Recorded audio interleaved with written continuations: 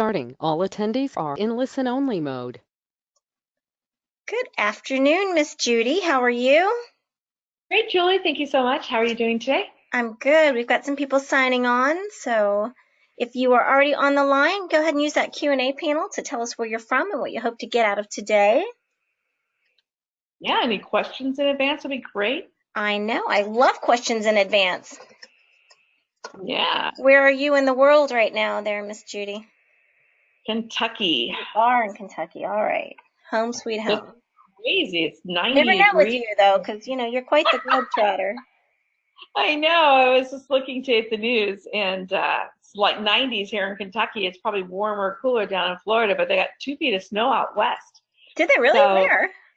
2 feet of snow, yeah. It's like that Colorado, Montana, whatever. They got like up to 2 feet of snow in all these areas. So everyone's really excited about skiing season starting.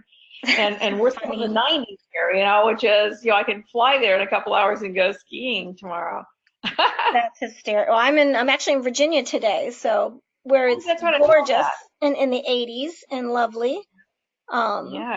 But yes, Yeah, I think it is. It's close to 90 if it's not 90 in Florida. So right. Yeah. Virginia, that's my state I was born in, so I love Virginia. I do Virginia as well. for I'm lovers. up here for my granddaughter's birthday. She's turning 1. Today. She turns 1. Tomorrow I'll be at my granddaughter's birthday. She turns, oh no, I'm sorry, 2 weeks. Okay, 2 more weeks before she turns 4. Oh wow. And another one turning 11. Geez, they grow up so fast. They do. They do. Oh, we've got a bunch more people coming on the line. Welcome, welcome. For those of you just joining us, please use the Q&A panel. Tell us where you're from, what you hope to get out of today. We've got Kentucky and Virginia representing. I believe we have a New Yorker representing. I'm excited about this because we are having a lot of brokers that are asking, okay, what do I do and what do I not do? So I think it's going to be a great topic for today. Yeah, I've seen a lot of that where I talk about that, and a lot of the people that I'm coaching right now too. It's been a very interesting year, and it hasn't been as typical of a recruiting season as we've seen in the past from different reasons that everyone's experiencing.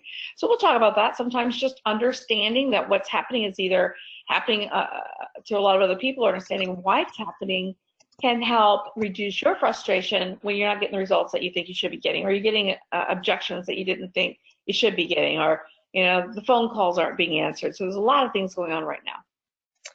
Excellent. We've got Miss Wisconsin in the house and Colorado. Thank you for letting us know where you are.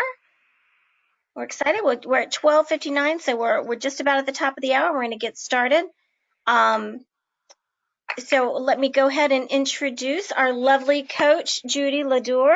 Welcome, Judy. And today we're going to be talking about recruiting season, what you're not doing that could be costing you. So again, we're going to be talking about what you should be doing and what could be costing you business and recruits today. So on that note, welcome, Judy, and I'm going to let you take it away.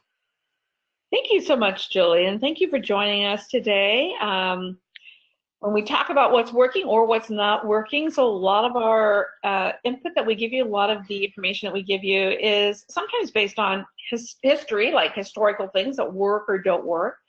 But we try to really focus in on what's happening in this marketplace today, what's going on. And that's what a lot of today is really going to be about, is maybe what's different, what people are seeing that they haven't seen in the past, or what's causing them to experience a lot of frustration. And I have to say that hitting the charts at #1, and not only am I hearing this from a lot of people that I'm coaching, a lot of people that we have in our training sessions, is that there's an alarming number of people that are just coming back and saying, look, take me off your list, don't call me, I don't want to be called anymore. And we've never seen the numbers of people saying, take me off, that really high level frustration by agents that we're seeing today. And here's what's happening. I guess if you think about, the market's strong. The market's strong. Brokers are, recruiting more. Agents have more options. Typically, the beginning of September always indicates not only recruiting season, but it's considered to be the #1 recruiting season out of the year. So we have 2 strong recruiting seasons, one September, October, the other is January, February. Mm-hmm. Both follow those lower times in an agent's business. But this year, a lot of agents were still really busy and working throughout the course of the summer. They didn't have as much of a lull. So they had a lot of business still taking place, a lot of closings taking place in the beginning of September. And but every broker geared up their recruiting, as they always do. Mm-hmm. And so I think what's happening is this. I think that the relationship, and we talked about this at the beginning of the summer, that when you have a relationship with someone, they're more likely to talk to you in any market. Okay, they're more likely to respond to you. But if you are kind of playing that recruiting game that a lot of brokers play, to where they jump in January and then they're really not developing those relationships with agents, and then they're jumping back in August again. Or maybe we have a lot of brokers that just do a lot of marketing, a lot of stuff gets sent out, but they're not actually building that relationship. Agents are just getting hammered. Okay, there's more brokers recruiting today, actively recruiting, than ever before. We have more full-time recruiters actively recruiting than we've ever seen before. We have a lot of, I mean, literally, like, there's not a month that goes by that I'm not being contacted by a broker that says, you know, we're adding another full-time recruiter, or we've decided to go back to using a full-time recruiter. And so recruiters' jobs are to be on the phone, like, you know, or face-to-face, or talking to recruits all day long. And if you take a marketplace such as, even here in Lexington, Kentucky, which is really considered kind of a smaller marketplace, I'm aware of 4 or 5 full-time recruiters just in this marketplace alone. I'm hearing that a lot from brokers as well, that they're hiring a full-time recruiter. So the full-time recruiters really, you know, brokers are profitable enough to sustain that position. They know that it's important. So now you've got this intensity of, you know, pretty much a lot of calling taking place in a lot of our marketplaces. And I think agents are just kind of fed up. So we've been doing some kind of research and asking agents what it's like to be a successful agent in today's market, you know, with regard to recruiting. And the responses are something along the lines of, oh my gosh, like, what the heck? It's just like, look, you know, like, I used to be flattered. It used to be nice every now and then. Someone would call you up, they want to take you to lunch, take you to you know, dinner, but you know, I don't even answer my phone anymore because it's just never ever stops. And I'm trying to conduct business, and if things are going well, I just don't need to be harassed. And that's what a lot of agents are, just kind of looking at those calls that are taking place as almost like harassment.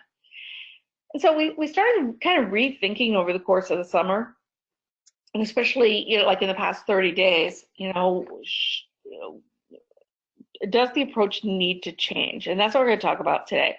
But something that we've always talked about, Julie, with our audience, is that the relationship, when a broker has a relationship with the agents in the marketplace that they'd like to recruit, they're always going to be far more successful than the approach of, let's just keep slamming them with stuff because I don't have time to get to know them all. And ultimately they'll join, because some will always join with the numbers game, but the relationship in this business is really, really important. Absolutely.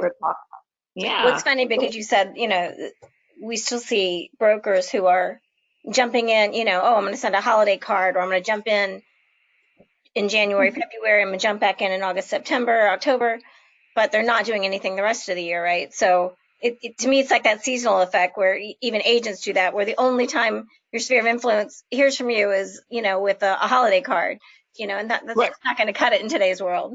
You've got to build a relationship. Listing, right? If you need a listing, and that's a great point, Julie, in that almost everything that happens in the world of recruiting parallels the world of listing and selling. And so if we take 2 sales agents, and one sales agent puts something in front of their clients, their whole database every single month, talking about results, they're knocking on doors, they're stopping in to meet with their past clients and customers when they're in their neighborhood, they're dropping them little notes from time to time, they're chatting with them every few months.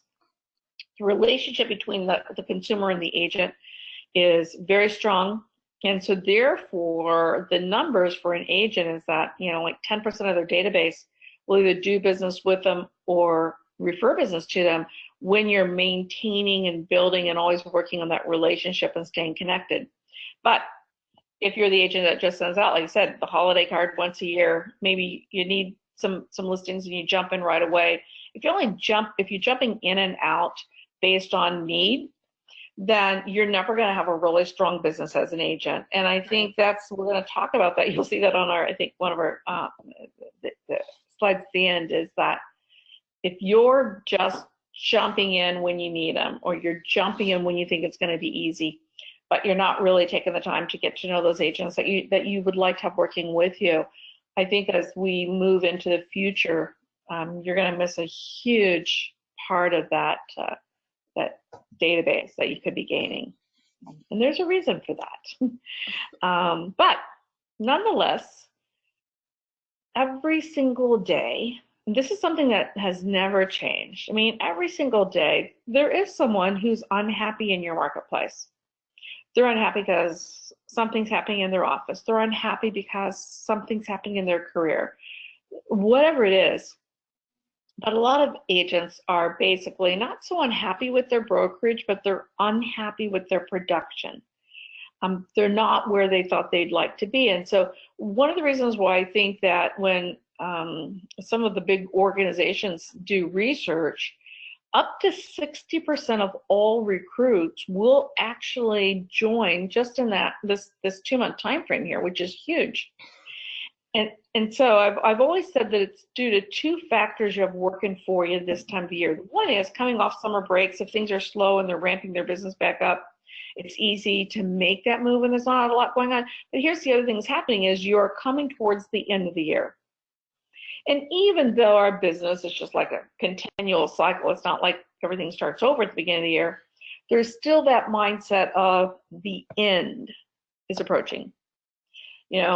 Is this what I still want to do? Am I making enough money? Have things changed? Maybe they were going to leave before, the broker was going to do something different. It's always the end of the year prompts that thought, which is why basically January, February end up being a good time to recruit too, is if they haven't moved by now, a lot of them will go ahead and decide at the first of the year, okay, I need something different this year in my business. So that being said, that's why some people say, well, like if 60% of the agents move during the fall, can't I just jump in September and October and then like get a bunch of them then and not worry about it?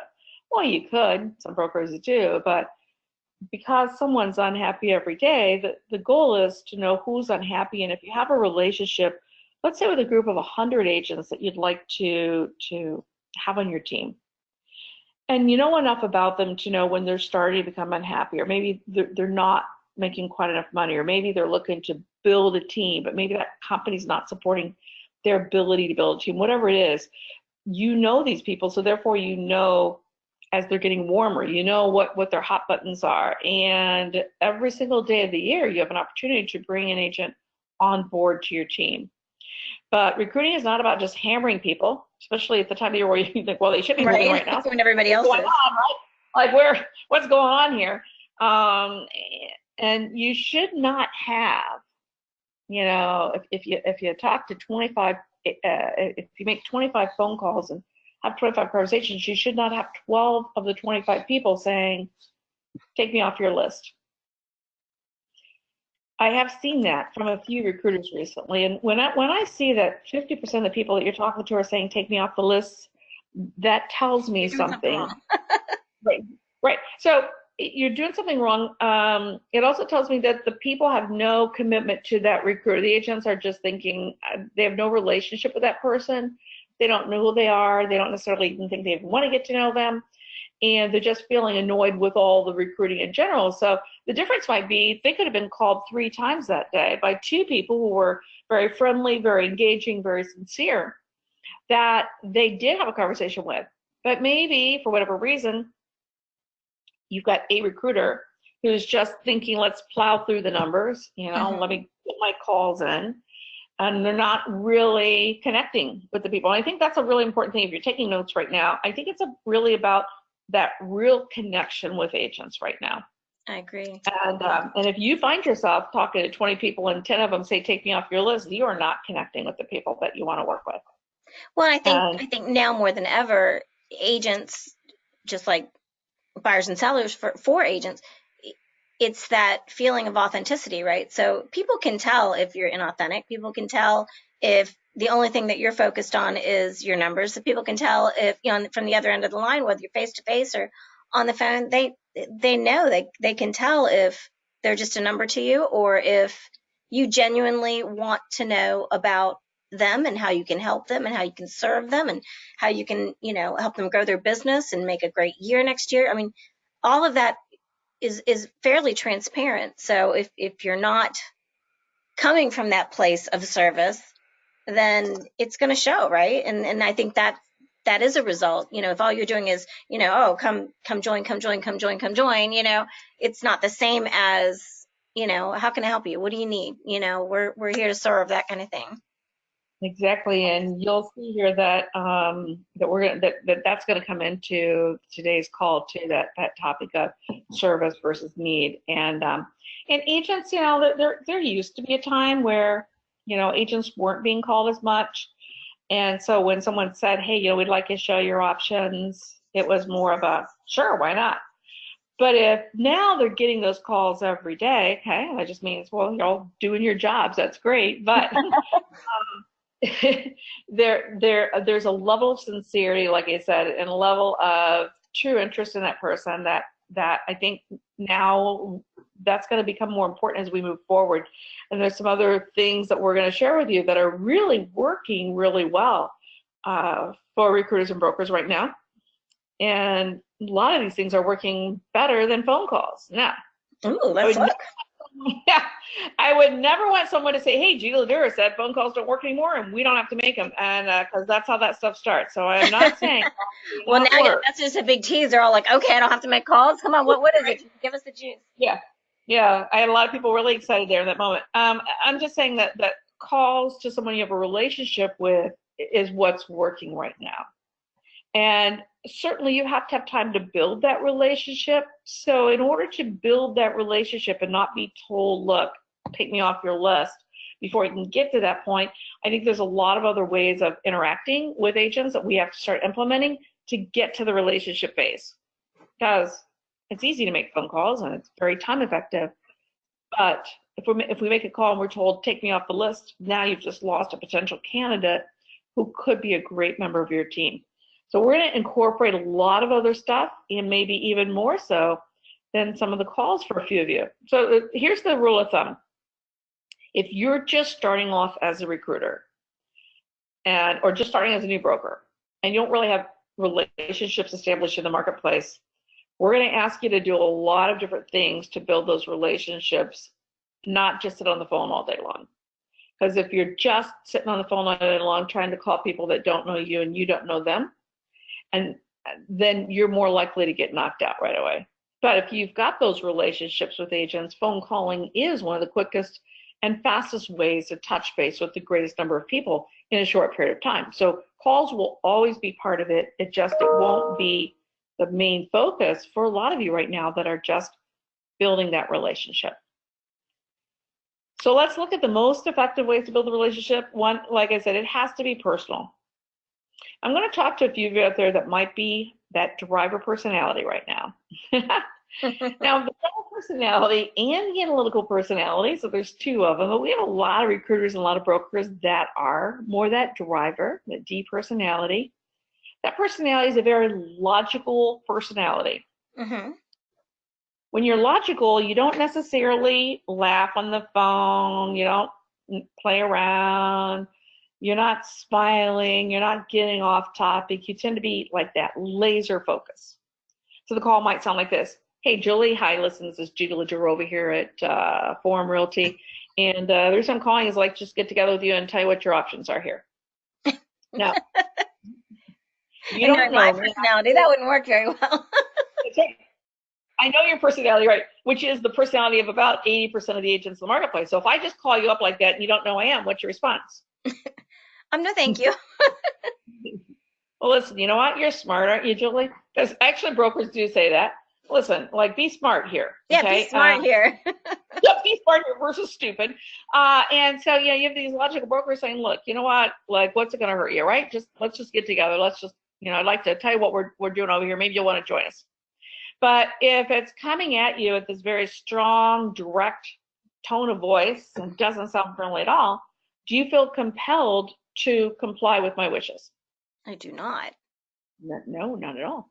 So one of the things we tell brokers to do is even, like when you're talking to these agents, if you're making calls, put their face up on the screen. Now, if that face looks like a driver face, go ahead and just be the driver. But if it's Julie's face, which is a beautiful smiley face, I'm going to be more like, hey, Julie, how you doing? This is Julie LaDeur over at Forum Realty. How you doing today? I'm good, thank you. Great. Do you have just a minute, Julie? I do. Great. So the reason for my call, Julie, is that I've heard a lot of great things about you. I've had a couple of our agents here in the office have a transaction with you. First, I'd just like to compliment you for the way in which you do business in the marketplace, because you know what? Our team loves working with you. That's awesome. I'm glad to hear that. Yeah, and one of the things I've learned is that when my team really enjoys working with someone, then it's typically going to be someone I'll enjoy working with as well. And that's kind of how we've built our team here. We've built it not just by going out and gathering in the masses, but we've built it by connecting with people that our agents really enjoy working with in the marketplace. People that are great at their job and team players. So I'd love to sit down and have a conversation with you, get to know you a little better, have you get to know us a little bit better what we're doing. Is there time this week that you and I could get together? I'm sorry, I'm choking here.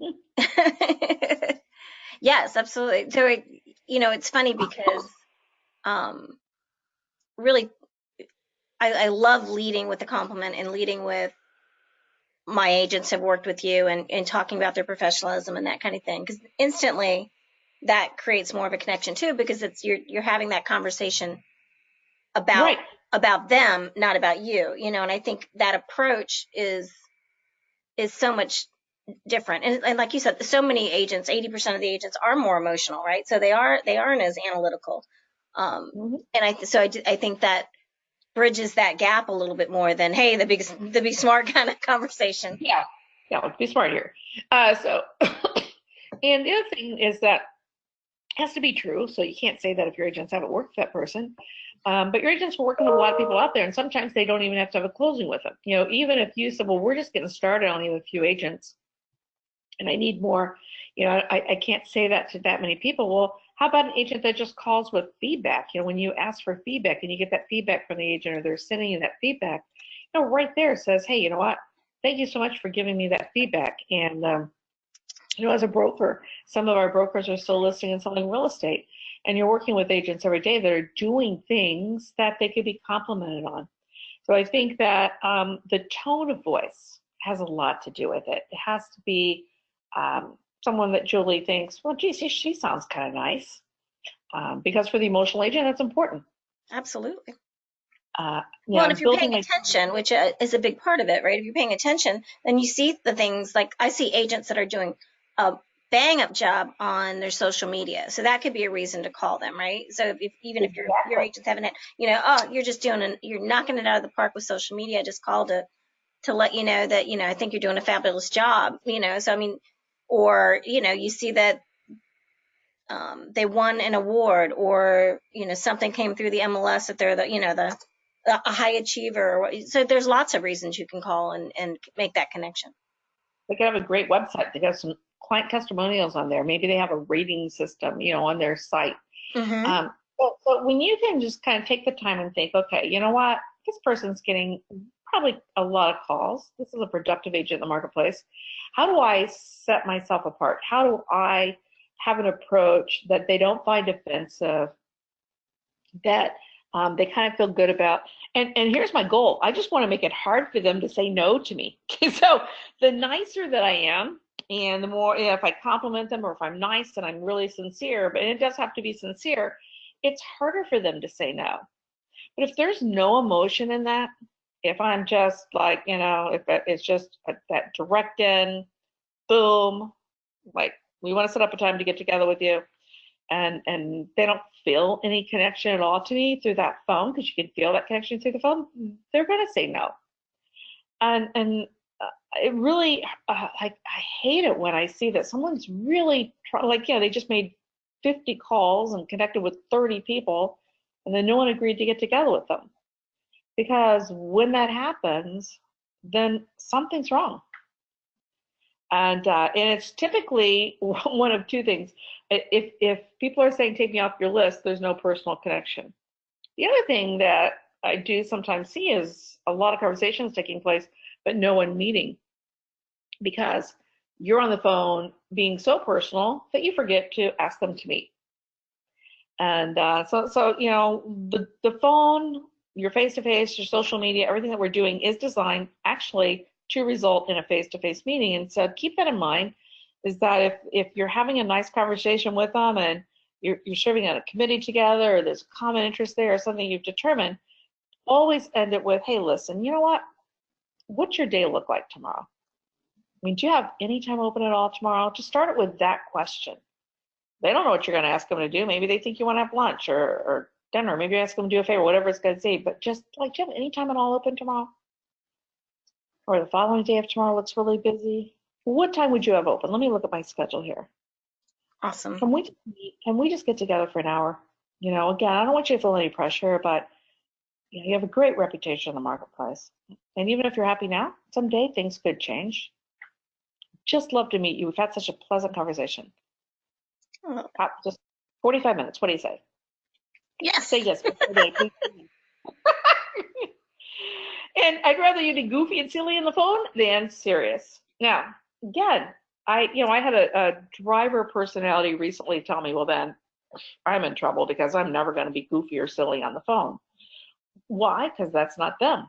Right. And I hear that from people all the time. They go, well, look, that's just not me. Well, that's fine. But if it's not working for you and we can increase your results, can you be someone that they at least think they want to meet with or connect with to get you face to face?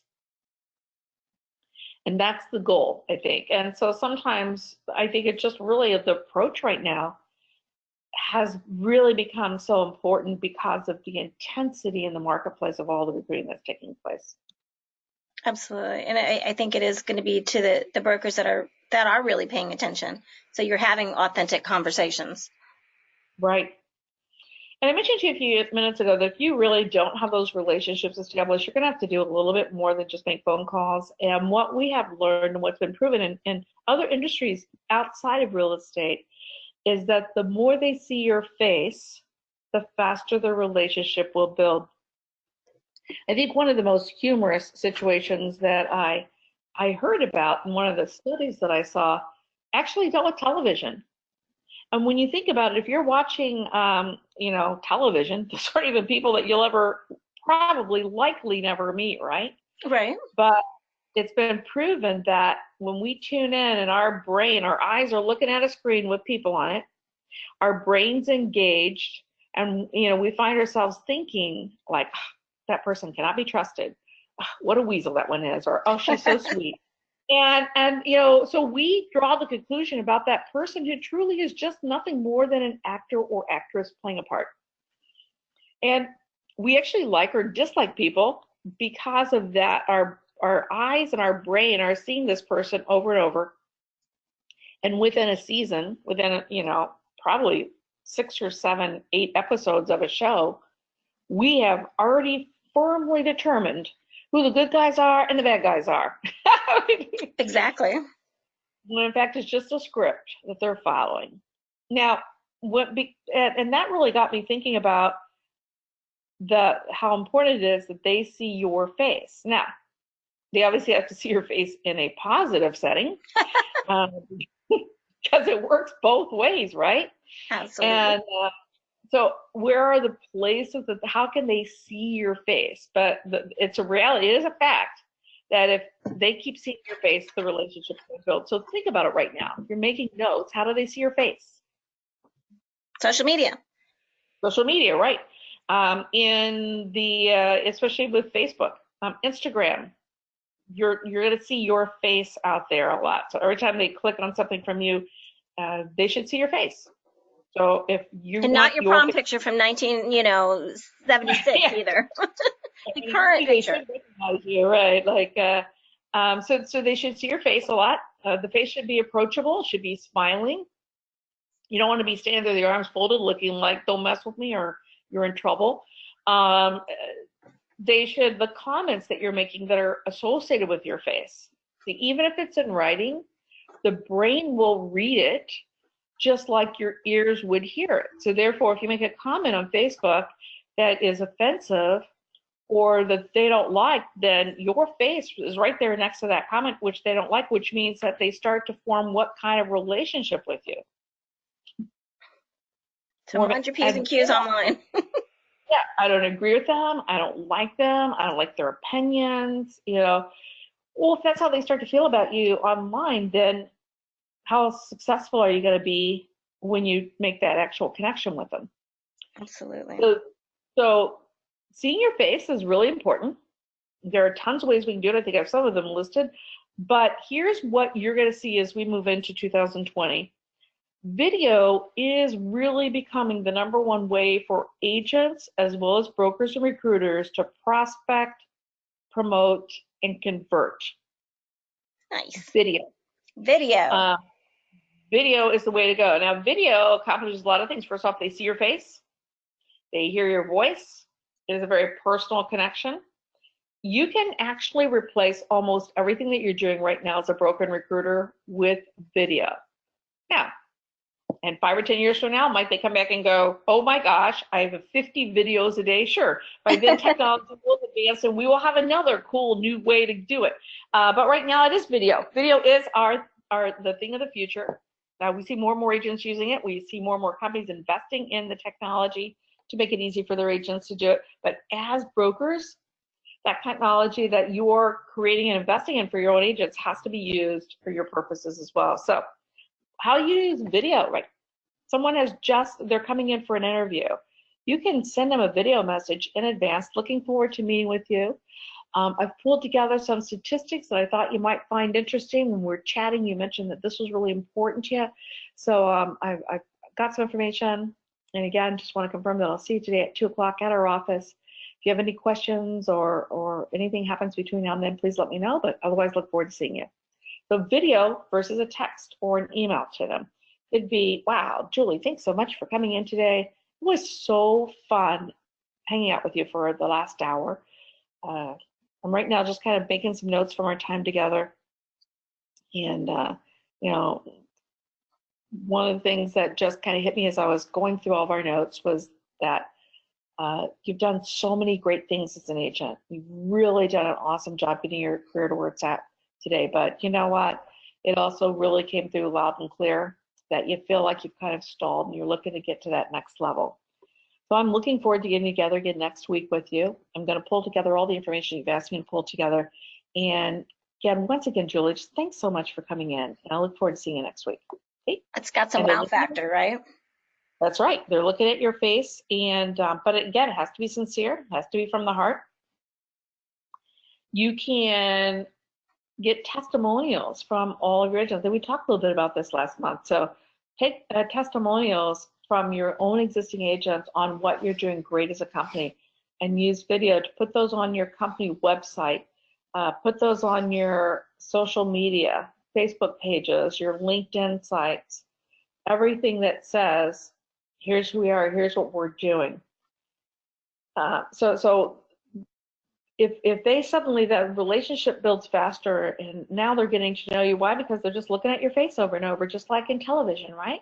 Yeah. And exactly. everything is really positive, then that's going to be an easier way to convert those calls to an appointment. So when you reach out to them, and it can be calling, texting, emailing, or whatever. But if you're not getting the results that you'd like right now, and you're getting a high number of people that are also asking you to take them off the list, that means that the relationship needs some work. So let's look at ways to build it, and let's look at ways to put your face in front of them. Now, you can go to a networking event don't talk to all the people you already know, right? Don't hang out with them, they're already there. The idea is to meet new people. That's right, right. So you could set a goal. You could say, okay, I'm going to meet 5 new people at this event. I'm just going to randomly walk up to people, and maybe out of 5 people I introduce myself to, maybe 2 people would be great candidates for my office. So just, you don't have to spend the whole time going around giving everyone your card, because then they'll say, geez, all she does is come here and try to recruit everyone. Or, geez, he's just here trying to get everybody's information. No, just like make it 5 for each networking event.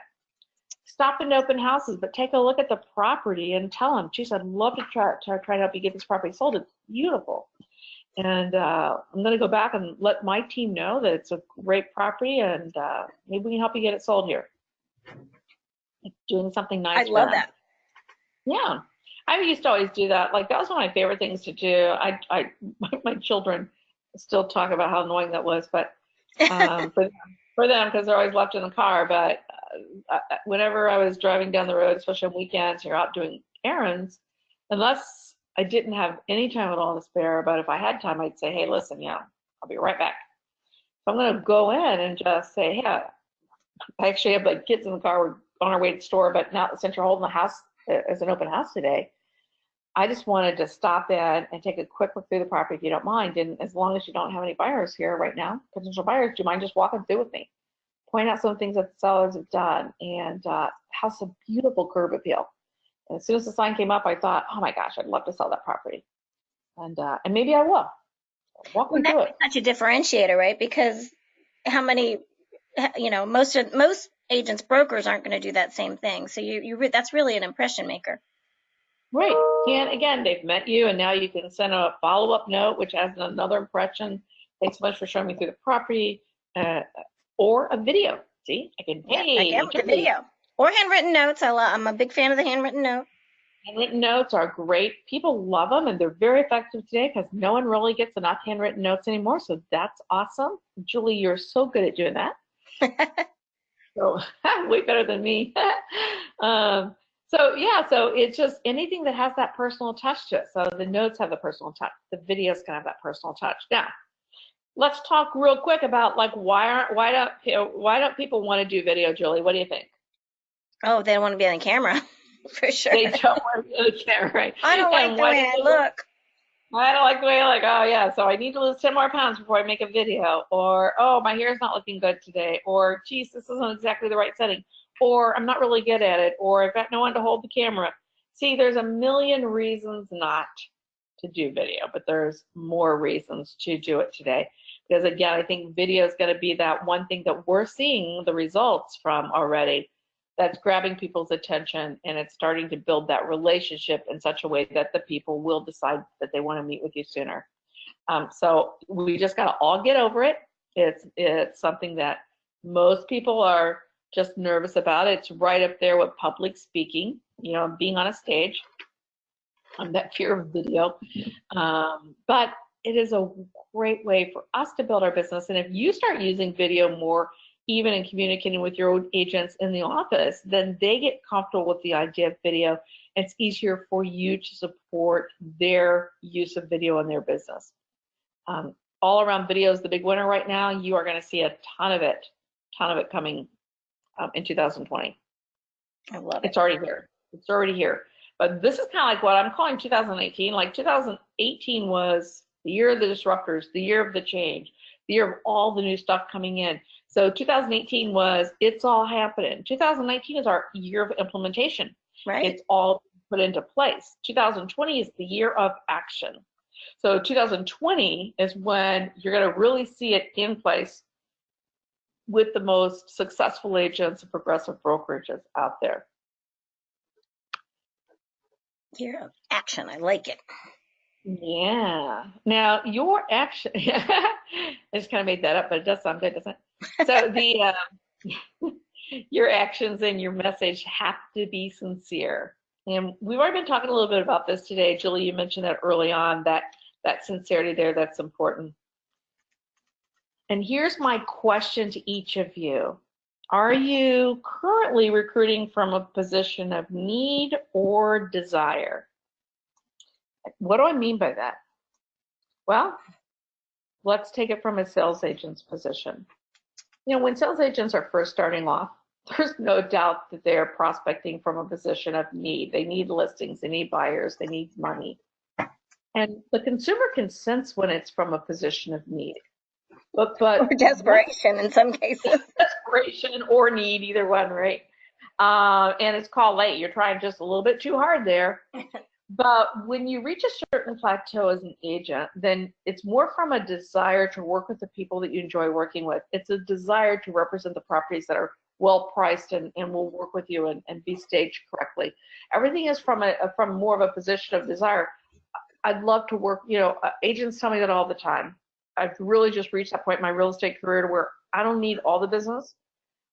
I want to work with the people that appreciate what I have to offer, that would like to work with me, and people that I enjoy working with. And as a broker, you've heard that as well, okay? You might have arrived at that point in your career as a broker in the sales career. Well, recruiting is the same thing. Sometimes I see people that are really trying hard, and I know they're trying hard, and there's a lot of prospecting and there's a lot of interviews, but what's happening is there's just not a lot of conversion. Now, we all have to go through that when we're first learning, because you probably seem a little desperate to some of the recruits too. And they're probably thinking, oh, geez, this broker must really need me because he's really trying hard to convince me to join, versus putting aside the fact that you need that agent on your team and approaching your recruiting more with position of desire, okay? And what desire means is if you're kind of sitting back thinking, is this someone that I'd like to work with? Are the things that we offer the things that that person would be looking for? Would this be a long-term agent for me if they came on board? Yeah, so it's not just about the numbers, but it's about that connection, that relationship, and that, deciding to work together for the benefit of both parties. Earlier this year, Julie, do you remember when we had Jackie Root on our as one of our speakers? Sure. Now, Jackie is a very, very successful recruiter.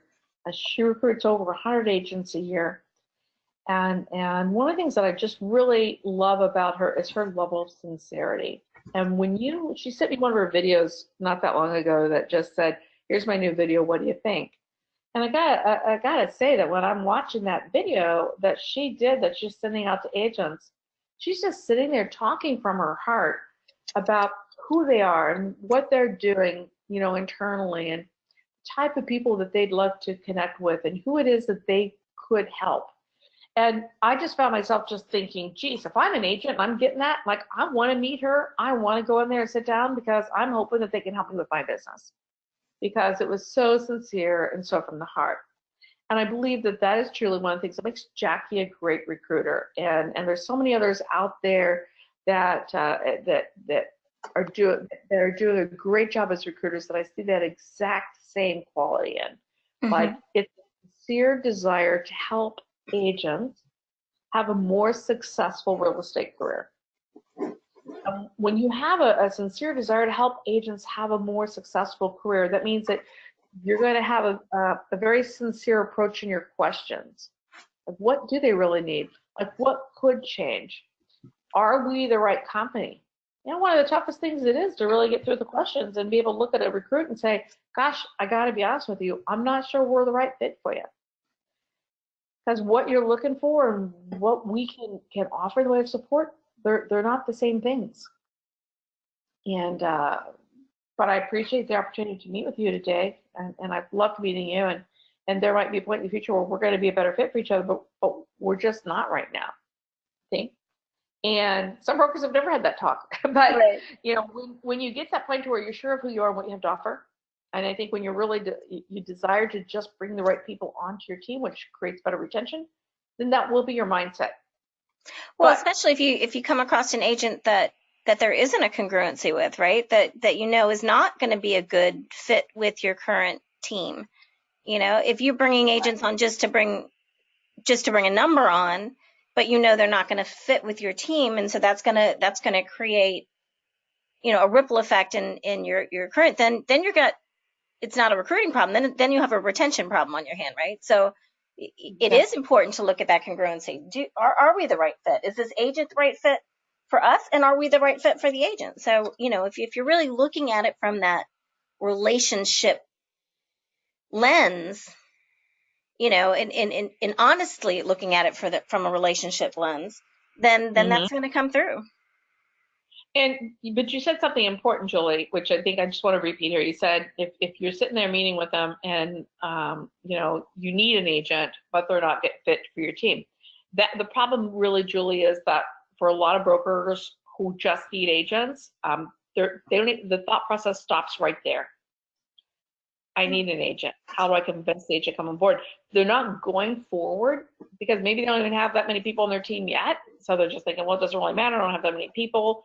I just need production. It doesn't really matter if they're a fit. So those sometimes, there's just the mindset is just more from I need an agent. It does nothing else matters. But and when you're first starting, it's true that you do need agents. I used to use the term a lot of times, rapid hire, rapid fire, meaning if you're going to rapidly hire a bunch of people, you're going to have to learn how to rapidly fire a few of them too, because that means that you probably were just recruiting from need. Now you're like, okay, now you got 10 of them. Let's go ahead and let 5 of them go, because in our moment of desperation, we just brought a ton of people on board. But moving forward, maybe only 5 are a great fit. So, be honest with yourself when you ask that, because if you're sitting in the interview just thinking, how do I get them? Because I need them, they might be picking up on that. Well, kind of like, like the old Marine philosophy, right? We're just looking for a few good men, right? So Right. they've never had a recruiting problem because, they're not looking for everybody. When you look for everybody, Right. then it doesn't feel special. So I think that's important. Even if Which you do need agents, and you do, obviously, that's why you're here. But coming from it with we don't need all the agents, we need the right agents, right? So, and if you come at it, come from that place, then that is what's going to come through in your conversations. which really leads into our next point, which is, are the agents feeling chased or invited? Ooh, I like that. Right, chased or invited. And so if they're feeling chased, honestly, it doesn't feel quite as special. And that's what you were just talking about, that feeling is, do they feel special? Right. And during the interview, or in the prospecting stage, more importantly, in the prospecting stage, do they feel like you're chasing them? Or do they feel as though they're being invited to take a look at something that could be different and could be better? Geez, this goes all the way back to high school, that feeling of, if we're being chased, even back in the world of dating, when you're chasing, you will eventually catch a few, but like a lot more of them are going to run. Versus doing something that appeals to them and creates that interest and desire in their part to sit down and accept your invitation to get to know you just a little bit better. It works in the world of recruiting as well. They should feel invited, not like they're being chased. And as we started off today talking about, is that how they feel is the most important thing for the majority of agents. And that's because the majority of agents are emotional. So even if you're not, and for most of you that are emotional, a lot of our brokers and recruiters are more emotional, you understand this. But if you're logical, it's harder for you. Just like for those of us that are emotional, going from a position of logic and thinking it doesn't matter how you feel, you got to go with the numbers and the facts. For us that are emotional, we're just thinking, well, that doesn't feel right to us. Okay, it's kind of the reverse. So I think one of the things that you have to master as a recruiter and as a broker is that ability to understand who it is that's that emotional decision maker that needs to feel good about your prospecting, about your invitation, about the things that are taking place, and who is logical and really just needs that straight and direct approach, and they need the facts that would indicate they're going to be better off working with you. And that kind of leads into everybody wants to know what's in it for them to just accept your invitation for a meeting. Mm-hmm. If it's an hour of hammering and then a year of chasing, that doesn't sound very attractive to them. But if you are having a conversation with them and you can always kind of couch that conversation to have some information that might say to them, look, here's what you could gain from this experience. Here's what's in it for you. And it could be 2 or 3 different things. It's not always going to be the same thing for every agent, but you know, what's in it for them to sit down and have a meeting with you? Because if you have a relationship with them and you're sincere and you've positioned it as, you know, I want this to be something that we both gain some you know, insight to, we both gain some information, you know, it's the start of a relationship. So let's just like get together, and during our time together, here's what I'd like to share with you. Okay, is that enough for them, whatever that's going to be? And you're not going to get all of them, whether it's through prospecting or the interviews. And so kind of like my one of the last things that I want to kind of talk about today is that I hear a lot of people that say, hey, you know, I met with them, they aren't interested, I just took them off my list altogether. Well, that just means it wasn't the right time. You know, maybe the right bullet points didn't get talked about. Even on phone calling, you know, like, don't call me anymore. Well, didn't say anything about emailing or social media. I mean, you know, try different things, just give it a little bit of time, jump right back in there again. Because studies do show that 50% of agents who decide to ultimately join were a direct result of follow-up after that interview. And I think the same thing happens with prospecting. Don't just, you know, be a one and done kind of broker, or one and done kind of recruiter, meaning, hey, I give it my best shot, I didn't get them. Because if you're currently recruiting 20 agents a year and you follow up with everyone, even if they tell you no, whether it's through prospect or interviews, hey, your numbers next year could be 30 just because you took the time to follow up and stay positioned once you'd had the time to be face-to-face with them. And so follow-up is really important. Don't just, you know, don't abandon them if it's not working out. So this is the point. Julie, I don't know if we've had any questions come in during that time, or if anyone shared anything with us they'd like to share with us, but this is our Q&A time for to answer any questions anyone might have. Or Julie, anything maybe that you have that you'd like to bring up to the audience at this point, because you have so much input today, Julie. I really appreciate it. Please use that Q&A panel on your control panel there and ask us any questions you might have. Judy, what do you think about sending direct mail, you know, either recruiting postcards or a letter each month? I mean, we do lumpy letters and seasonal letters in our Profitable Recruiter. And I know Right. I love the reaction that we get from the lumpy letters. Mm-hmm. So maybe talk a little bit about that and about staying in touch in different layers. Like one of the things that we do is make sure that you're staying in touch in a positive way, in a helpful way, in a service way through the weekly newsletters. Yeah, well, just like with an agent, okay, you know, marketing is designed to do basically just 2 things. Marketing is designed to keep you positioned and to educate. You know, if an agent goes out and they've got 400 homes that it's going to be their farm area, and they go around, they just call every single person in the farm area, and everyone says, no, I'm not looking to sell my house right now, and you know, 2 people did maybe. They don't just a year later go back through and knock on the other 398 doors saying, hey, you ready yet? Okay. Because it's kind of like starting over again. It's like, wait, who are you? You were here last year? Geez, I don't remember, but no, I'm not doing anything right now. But there's an agent in Florida, down in the Estero, Florida area that, you know, just from, you know, doing research when I purchased my home down in the area, I'm on her marketing list. And I get something from her, a beautiful brochure every single week. And at the top of it, it says, sold, like implemented our new marketing strategy, sold in less than 25 days. That's a $1 million property. Less market time, you know, 25% less than my competition. Another one sold using this technique. And I got to tell you, like, I'm not even looking to sell my house. But I was talking to someone else who is thinking about selling, and they get the same information. And they said, what do you think about her marketing strategy? I'm like, I love it. She does exactly what you're supposed to do in marketing. She's staying positioned. She's putting her results out there. She's creating that curiosity, that desire. where you're just thinking, geez, like I'm definitely gonna like call her when I get ready to sell my house. Because That's she's what top of marketing mind, right? just right, top of mind. And as a brokerage, it's the same thing. You have to be putting something in front of them all the time, like once a month, just like an agent that says, like another person just joined our team. Look what happened to this person's career once they joined. Here's like, listen to this testimonial. Wow, look what we've just implemented.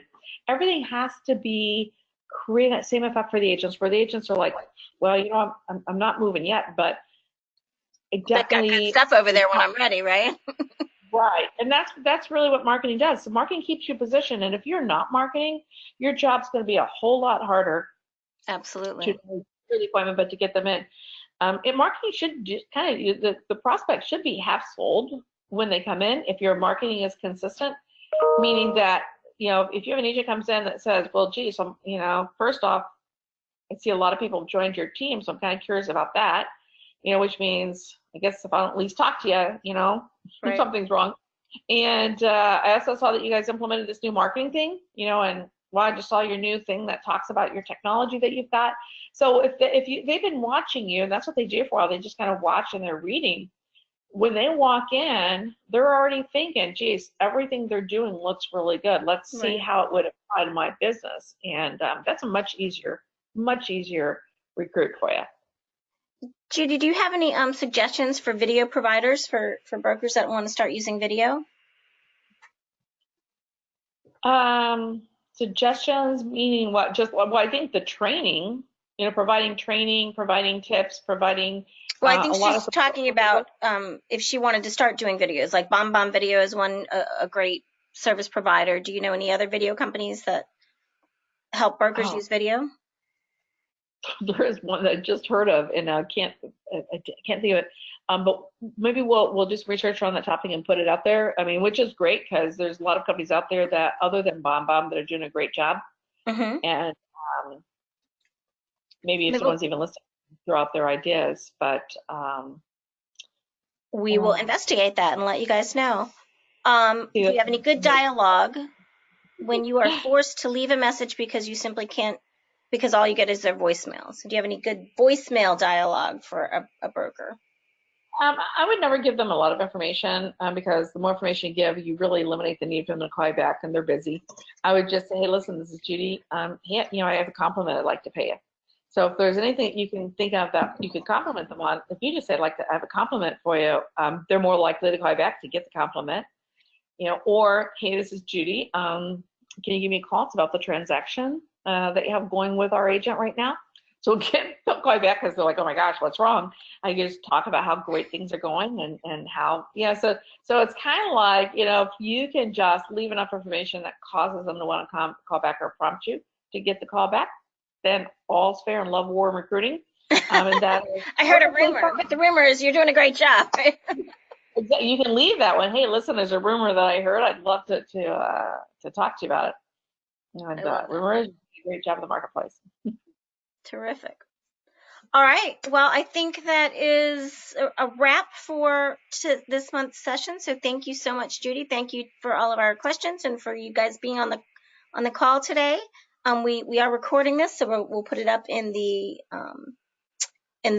webinars on demand in your platforms, and your October content will be up as well this afternoon. So look for that so you can get started on all of your October activities. So we're excited about that. Judy, thank you so much. You're welcome, Julian. Thank you so much for hosting it. You're welcome. Have a great day, and let's knock it out of the park in October, everybody. If you need us, contact us. We're here. All right. Thank you. Bye-bye. Bye-bye.